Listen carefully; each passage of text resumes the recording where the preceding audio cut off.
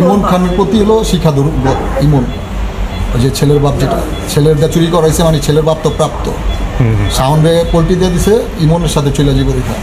আর ইমনের সাথে কোনো এফআইআর হয়েছে, এই জন্য আমার গোপন অঙ্গটা কেটে দিছে। বলছে যে ওর সাথে সংসার করবি না, আমি তোর বিয়ে মানে মাইনা নিবেও। আবার ইমন খান হচ্ছে 2 নম্বর আসামি, আর শিখা 1 নম্বর আসামি, শাওন হচ্ছে 3 নম্বর। তারপর ওর মেয়ে আর ছেলে হচ্ছে 4-5। এখন আমি ওর বোনদের জড়াবো না। তোমার সাথে তো একটা কিছু হইছে, না হলে তোমার সাথে এত বড় ঘটনাটা কেন হলো? আল্লাহ দেখছি। সাকিব ভাই, উনি কি একা ছিলেন নাকি আর কেউ ছিল ওখানে? সে কি একা ছিল? আমি আর কিছু বলতে চাই না।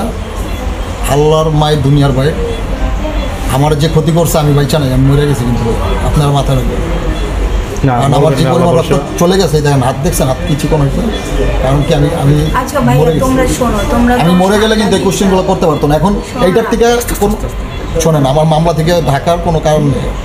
আমার মামলা ওর হাজত খাটতেই হবে।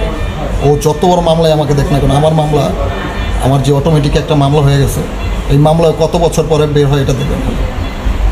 মানে আমরাও আশা করি শিকার এটা যাবজ্জীবন হওয়ার কারণ সেই যে কাজটা কোনো কিছুতে কাজ হবে না ভাই। আমি আর নরম নাই আগের মতো, কারণ আমি মরার ঘর থেকে বেঁচে আসছি উদাম গায়ে, একটা লুঙ্গি পরে, কিন্তু আমার কিন্তু পায়ে জুতা ছিল না।